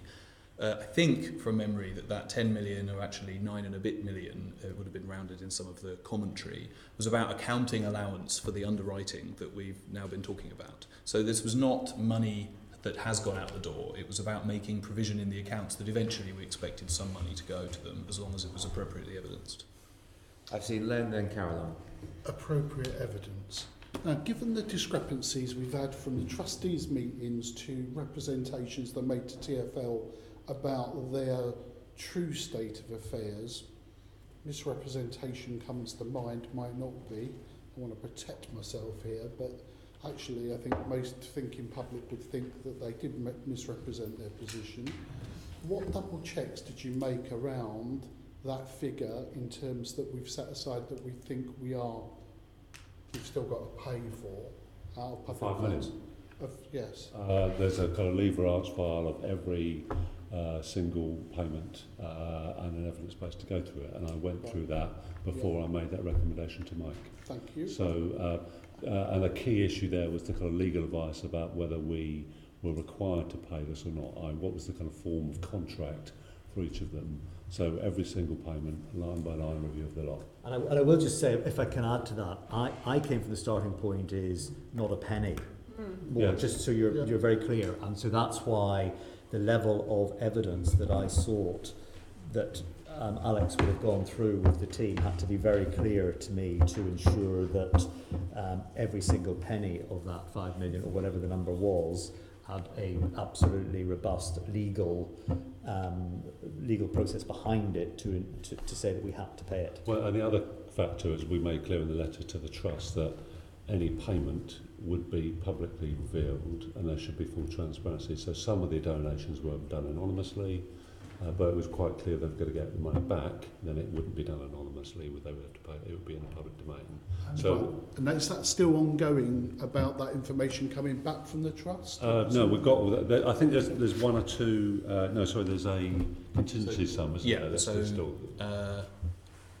The decision that Mike took in February was they had presented evidence that meant we needed to give them just over 5 million. And they had also said, we expect for the following line items up to £500,000 of extra. So we've paid them the 5 million and published all of the information around that, the approval form, the lever arch file that Alex references is on our website. We are talking with them about potential bits of that 500,000. That's all about the final knockings of their winding up and some requirements for payment that will come forward as they liquidate. But in the process of that conversation, we're making very clear to them that it needs to be very solidly evidenced in exactly the same way, and that this is not just an endless tap, basically. Okay, thank you. Carol. And didn't that include, am I right, I read when all the details came out, something like £1,500 to pay back to someone who donated to play table tennis with the former mayor, and he hadn't met that, because you've had to repay that? I think when, I don't know the detail about that specific one, but what I do know is that when you look at the specifics of how they entered into the money, it was in the form of a contract. They offered the donation on the basis that the bridge was constructed. And in the absence of that being constructed, we had to refund the money. That was the legal advice we took. Perhaps you could come back on that specifically. I just remember reading it when all this stuff came out and just thinking that's extraordinary. You're welcome. You know, the Yeah. former mayor committed to this I could project come back on wouldn't that. even meet what he's committed at an auction or something. Yeah, I know, I get what you mean. It was extraordinary. A couple of things I want to just pick up from that last section of answers is, Alex, you used the word working group. This meeting every week, every couple of weeks. You said you went through consents register, probably looking at the risks, just looking at where you are on the project. Was the documentation around those meetings that's available for us? I think that it's been sent to the chair since the last meeting, which was Okay. this kind of consent register. So all that stuff has been made Well, available to what I'd say As is an that example, it wasn't the full thing. Okay. These things that I said through. Okay, so we might want to pick, I just want to what we had clarify was an that. A3 working document that we would review every meeting, and that was the basis of the discussion really, is that, look, where are we on the consents, which ones do we need to focus on? And then you talked about all staff have now been trained. Yes, And that's in terms of what's the training? that's a procurement training, Procurement training and Yeah. proper behaviour. yes. Have you also done training around staff declaring interests and so on? And is that kind of embedded in the sort of culture at TfL now? I wouldn't say there's a training exercise on that, but it certainly is embedded, because every month we have to set out, gifts and hospitality that have been offered, and before they go on that, they need to get clearance. So, for example, a colleague of mine was asked to attend an event and asked me before he went there whether that was acceptable to go, and I said it wasn't. And would it also include again, discussions you have on any project? I'm not just saying Garden Bridge, I'm just trying to process this in my mind. So any project that you're working on, you have internal meetings. If somebody, for example, lived very near to one of the sites and backed onto it, and so they'd have a financial interest, would they be removed from that? Would they declare it? Is there proper... They would certainly declare it. So, I mean, just as an example, I live in Wimbledon. Yes. It's very relevant if there were to be Crossrail 2 project, and I've been very open and transparent about that fact. So that's a very personal example to me. You wouldn't sign off, personally, you wouldn't sign off a decision for millions of pounds around that if it was that near to your home? Absolutely, definitely not. Yeah, so generally... And in fact, my default, sorry to interrupt, but my default position would be I would always go to Howard Carter on anything of that nature, who's the General Counsel, on anything of that nature as a default position, even if I felt there was a very low risk. So basically, and culture at TfL generally is that if you have a personal interest and you're near a site, you could, in theory, financially gain from it. You would not sign it, you'd exempt yourself from the decision, you would declare... Yeah, you'd certainly declare it, and you'd certainly have it checked to ensure that there was no basis that you were making the decision based on anything other than the right business decision being made. Yeah. No, it's just that's just looking for best practice across Absolutely. the GLA group, Absolutely. to be honest, in that area. Yeah. And just you were telling us about obviously the Margaret Hodge review and the other reviews. You've obviously got a grid of changes you've brought in. Is there an update on that we could have of all the actions and how things have progressed? I'm sure we can give you that. Yes, by all That would means. be helpful. Yeah, by all Thank means. you. Member Berry. Yeah, just to follow up on that last point about interests. There's also the interest that you have when you're in discussions about a future pecuniary interest, i.e. a job. And this is something that we've tried to tackle. So this is something we've tried to tackle within Camden Council, where I declare an interest, which is in the Register of Interest the whole time, where I'm a member. And is the criticism that Margaret Hodge made about the revolving doors side of this. And the way that we've dealt with it in Camden is we have pecuniary interests for interests that exist, and then interests that may exist in the future we've declared as non-pecuniary. This is in Assembly Member Whittle's section. So Doesn't matter. Oh my goodness, I'm enjoying sorry. listening. So maybe Assembly Member Assembly Member happy for you to Whittle could take continue. up this topic. Because we've tried, we've tried to solve it and have you looked at that. But Perfect. I'll bring you in now. Peter, carry on. Thank you. It's a Sorry, I perfect didn't- introduction. I think you've got the You gist. started it. I think you've got the gist maybe of what I was going to ask, but on a more general level, we're just going to look at the lessons learned, if you like. And you have obviously alluded to some of those already, you know, in the past hour.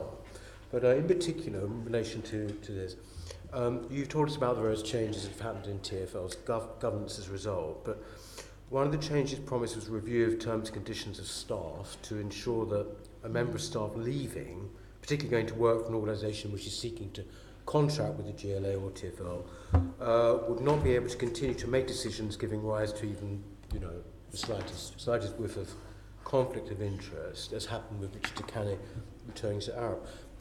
So that's a very long-winded way of asking you what changes actually have been made. So we have, again, we'll include the detail of this, of course, in the update that's been requested, but we have ensured that there is a more robust process of checking what organisation people might be going to, because, of course, as well as the Managing Director of Planning, it turned out the Deputy Mayor was also going to Arabs, though I was not cited on that reality. And I would just say that I am, you know, I think the record will show that on every occasion where we have been, you know, so let me give you an example. Some senior people directly reporting to me have left the organisation since my taking up the position, and there's been some very clear constraints put on those individuals as to where and what they can work on for a defined period of time having left the organisation. So even if it's not immediately obvious where they're going, there are those conditions put in place. But I can give you a detailed outline of those recommendations, unless Andy can That would be add useful, to that. actually. Thank you. I can't right now, but we'll Yeah. get to it. No. I mean, overall, when you look at this, you called it a sorry escapade, I think, earlier. Call it a fiasco. I mean, how confident are you that something like this could not happen again? Well, How I am confident, and I'm confident for two reasons. One is that the breadth of the recommendations and the number of reviews that have been carried out, including, I've no doubt, some recommendations from this current review as well, Chair, through you. But also I'm confident because the processes by which mayoral directions get executed and the way in which the TfL board operates are entirely different from the situation that I found myself in when I assumed the role as interim in July of 2015. So one of the things that the new mayor immediately put in place was a proper scrutiny of mayoral directions to be applied through the board structures and the board processes. That wasn't there previously. That's now in place. I think the basis of which at which projects of any type are now scrutinised and overseen by the Programme Investment Committee and indeed the Finance Committee is of a different calibre and level of discussion and interaction than we saw before. So there were, you know, as we've seen previously on board reviews that happened in the previous administration, and historically throughout TfL, there was many areas where there was a need for improvement, and I'm very confident that those reviews of the board have not just reported, but have been acted on in the way that we now have constructed the committees and the function of board members in discharging of their duties. Do you think, though, that the experience of this garden bridge, okay, in the scheme of these sort of places, 50 million, I know it doesn't seem very much. I think it's an enormous amount, right? In the general scheme of things, it seems relatively small, you might say. But do you think that the experience of this has fundamentally damaged sort of public faith in public projects? Well, I hope not. I mean, I think the amount of the importance of transport infrastructure projects in London and indeed around the country is huge. And I think in this time of relative uncertainty as to what the future would be, whatever the rights and wrongs of the future, I think the imperative to ensure a steady pipeline of investment projects is really important. But can I just say to you, I don't treat 50 million lightly at all. I don't treat a single penny going out of the public purse lightly at all. It's why, for example, in my own way of operating in this business, I claim negligible expenses, even legitimate expenses that any business leader would always call. I don't claim because I actually believe that the public purse and the taxpayer and the fair payer of London is sovereign in the processes that which we should apply ourselves. So I would like to think that I hold myself to an extraordinarily high standard, and I would like to think that people in my team do so as well. Okay, but that's quite good. Look, here we are sitting here having to have this committee about why this money went where it did. So I mean, I don't impugn your virtue at all, but I mean, here we are having to do this to find this out. Anyway, thank you very much for that. Thank you. Some member of Pigeon and then Barry.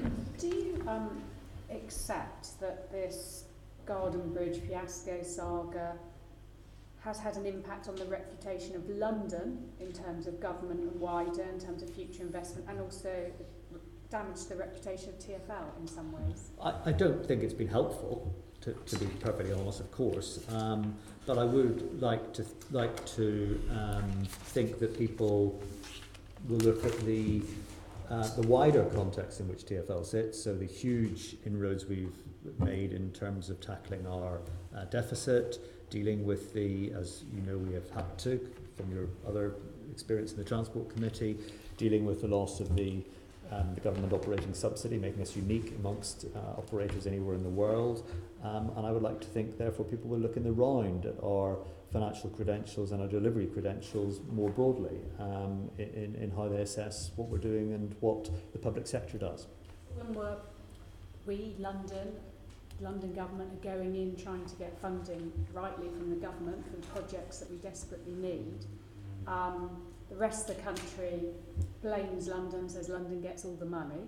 They see 50-odd million wasted on nothing. Do you see this, and obviously you've got Crossrail as well, another thing, do you see that it's making it harder for you to put the case because they can easily point at these other projects? Well, I think the reality is that London and the rest of the country need significant investment in transport. So I have been an absolute advocate for transport schemes in the north of England, in Manchester, the Northern Powerhouse Rail, so called, so described, as well as, of course, Crossrail 2 and a continuing of investment in transport in London. I think, unfortunately, there are a number of schemes around the country and indeed around the world that things haven't always gone to plan, but that should not defeat us in our I know we share a common objective to ensure that London as the powerhouse of the UK economy, and actually getting significantly less per head of population than many other regions in the UK invested in transport, why we shouldn't be deflected from that cause that we all must seek to continue to deliver. I think both these things, I think it's just damaging reputationally and has an impact when we're trying to make that case, that investment. Do you accept, in hindsight and looking at it, I accept it's an arm's distance organisation and you had a mayoral direction, but do you, as Commissioner TfL, accept any responsibility or any regret for what's gone on with this whole project? Well, of course, regret. I regret very much that this project didn't go down one of two paths at a much earlier stage. One was not progressing, or one was progressing to completion. Do you accept any responsibility, or TfL has any responsibility here? I think the decisions that TfL made and my senior team made along the way were based on the evidence that they saw and they assessed at the time. So it's very easy to look back and say, what if, what if, what if? But I think at the time, decisions were made based on the assessment of the facts that people saw at that time.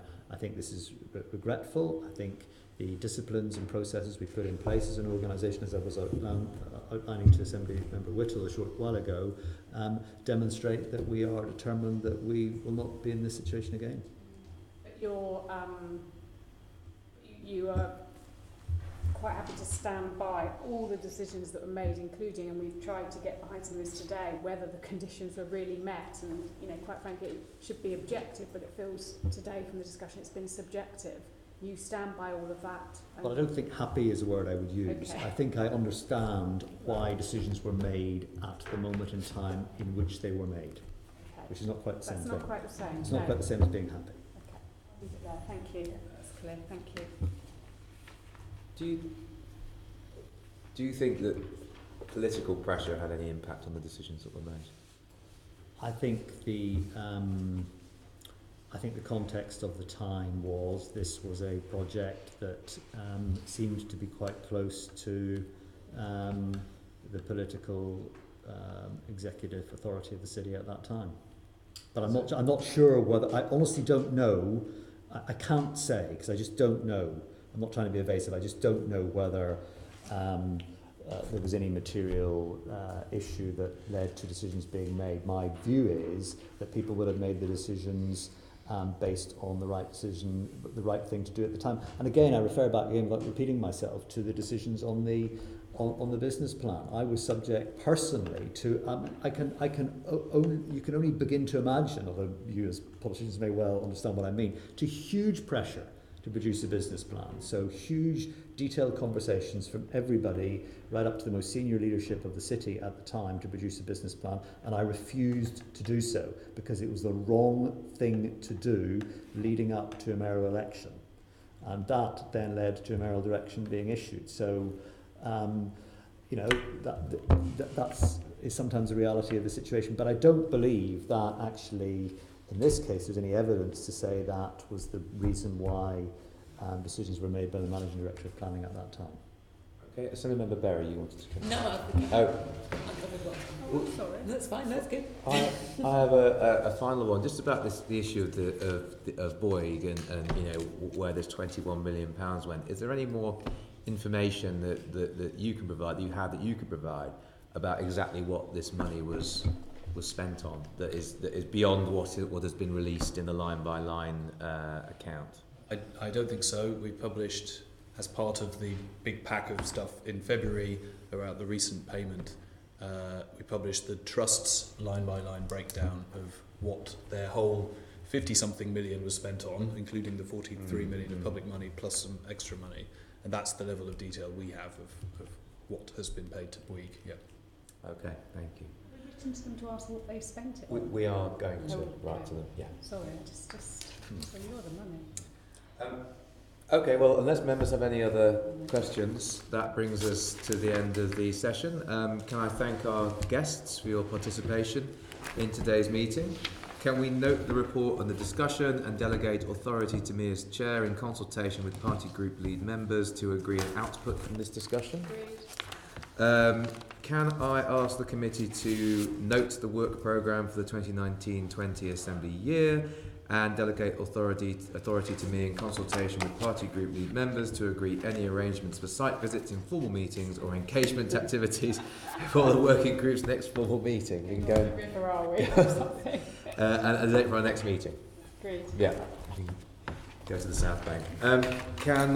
So the next meeting of the working group will be agreed under delegated authority.